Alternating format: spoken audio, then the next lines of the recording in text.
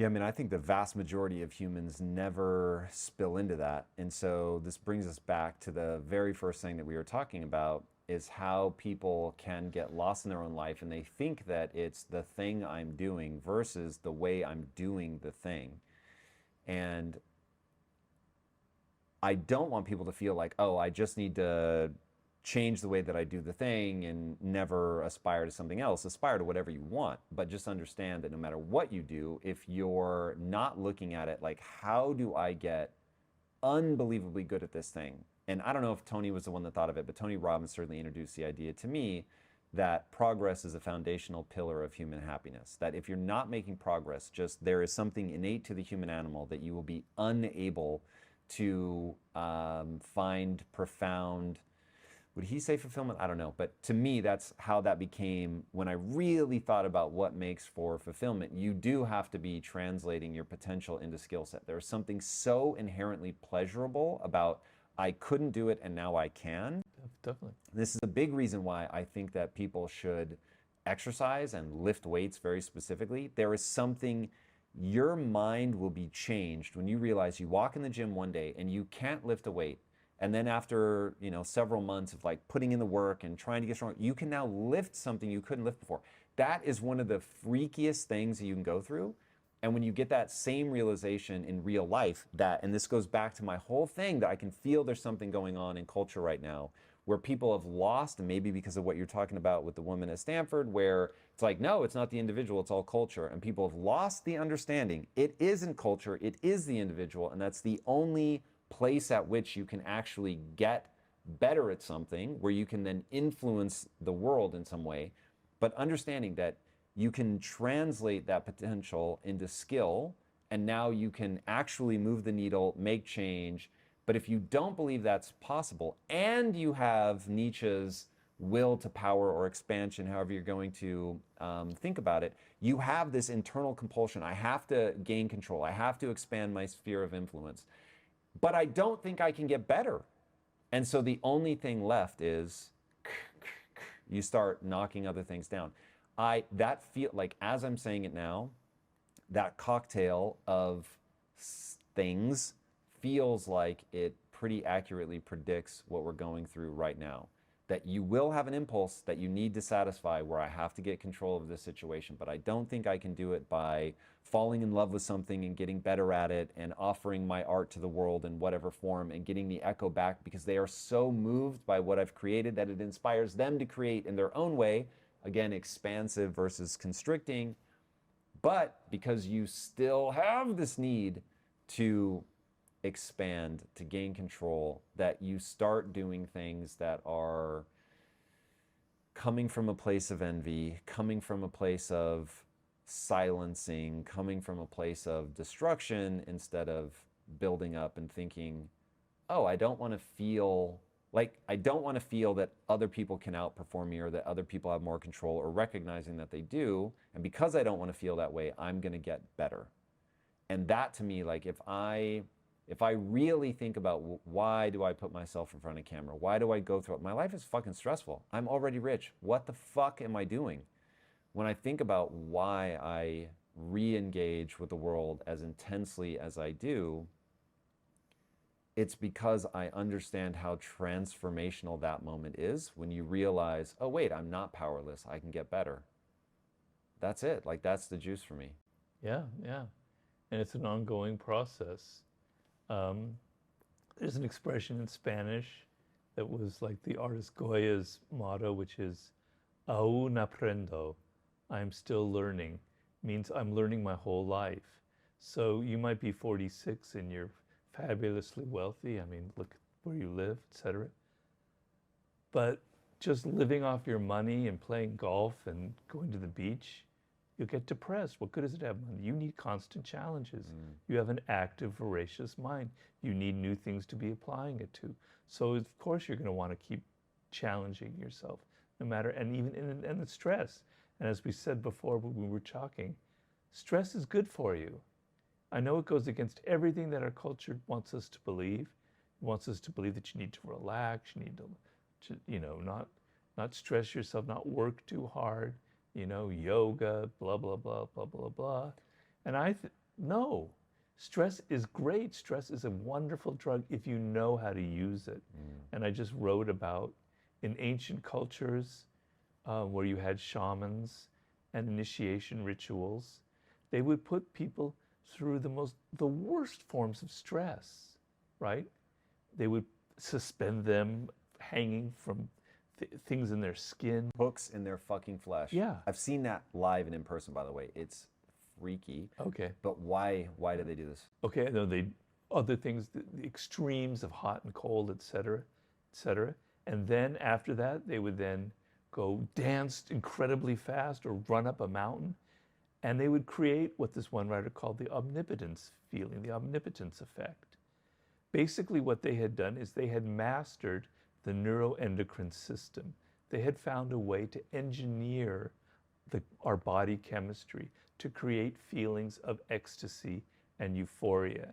And I think a sense of euphoria is a very positive experience. I think it's an end in itself. It's a great thing. Humans are wanting that kind of peak experience, and it's very valuable and healthy.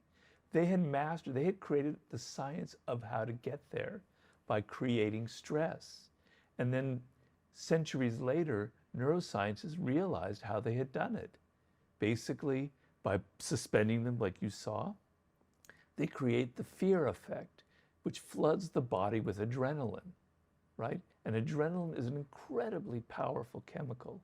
If you've ever experienced it, you know it, you in yourself, you know it. If you faced a danger or there's some accident or your life's at stake, that adrenaline floods your body. It gives you incredible amounts of energy. It makes your eyes pop open. You're alert. You're seeing everything around you. Animals have it. It's an animal type thing. Okay, it's there to make you survive. All right, and then by running and doing all these other things, they then had released all these endorphins in the body, because this is neuroscience. I'm not going to bore your audience with it, but nerve endings in the limbs and in the feet is where the endorphins are triggered most. And that's why long distance runners have this endorphin addiction, because endorphin is a painkiller. It's the most powerful painkiller ever invented. Your body creates a painkiller, right? And so when runners, they go running 50 miles, they feel incredible amount of pain. The endorphins kick in, the pain goes away, and they're ecstatic, they're euphoric, and they're addicted. They go one day without running their 20, 30 miles, they're depressed. They're addicted to that endorphin rush. These shamans had created, through mastering stress, through acclimating the body to stress and pressure, they had mastered it. So when you entered a situation like that, you felt confident and bold, and you knew that you weren't going to die, and it created this endorphin release. That you had the energy from the adrenaline, you had the calmness and pain-killing effect from the endorphin. You were high, you were euphoric. It was great. Stress, if you learn how to use it, if you build yourself up to it, can be a great thing. And so for me in my writing, you know, I'm continually creating stress for myself. Sometimes it's unhealthy, but often it's for a purpose, right? Because it makes me reach these levels that I hadn't reached before. And when I get there and I've created something that I know is right, when I hit it right, it's a high. I feel high. I use that energy that comes from pressure to actually excite me. And I say, like, creating a deadline. So Thomas Edison did this himself, right? He was going to create the first city lit by electricity. You know, before then it was all oil and gas lamps, etc., right? People laughed at it. A ridiculous idea. How can you do that? You know, and it was a ridiculous idea because it required so much thinking, so much inventing, so much logistical stuff that it was almost impossible to do. And what did he do? Soon after he had the idea that he was going to light a city through electricity, New York in this case, he publicized it. He gave interviews, knowing full well that once he gave the interview, the pressure was on him. If he never invented this, if he didn't live up to it, he'd be humiliated. He deliberately created stress for himself so that he would have the adrenaline and the energy to stay up, 18 hours a day and create this thing that was one of the greatest inventions in the history of mankind. So learning how to use stress is a very positive thing. I don't know how we got into this. How we originally started talking about stress. Well, we were talking about you and your need for challenges, et cetera, et cetera. Yeah. Oh, yeah. And I said, yep, that is exactly right. And then you said, but that's a good thing. Stress is good for you. There's another angle to this, which is maybe more basic than where you came at it from. I actually hadn't thought about it the way you were talking about it. That makes a lot of sense to me. The more basic way that I've always thought about it, because this is my journey, is some people just need to toughen the fuck up. Yeah. I just needed to toughen the fuck up. And the way that you toughen up is by realizing, as going back to Nietzsche, what doesn't kill me makes me stronger. And not just in like the, oh, I learned from this way, but in the like, oh, damn, like I actually realize how much I can endure. Oh, there's a great quote. I need to memorize this. I used to remember who said it, now I forget. But the paraphrase is, to those that I love, I wish suffering, pain, failure, embarrassment, because that will show the only thing that matters, that one can endure. And I was like, damn, like that feels so true to me, like that people need to go through some hard ass shit so that they can see, can you endure or not? And most people can, but they have to go through something before they realize it. That was a very important part of this ancient ritual, the shamans that I was talking about, shamans, where this guy who's studying it in the 1990s, trying to figure out why this happened, he was saying the missing ingredient was that sort of confidence and boldness and toughness, so that they went through these rituals over and over and over again, so that they knew that they could survive it, they could withstand it, so it toughened them up. And without that element of confidence, the fear element that came from the adrenaline would just overwhelm them and crush them, right? So that was what you're talking about, is a necessary component in this kind of chemical response that I'm talking about, this equation. If you like that clip, check out another powerful clip right here, and I'll see you there.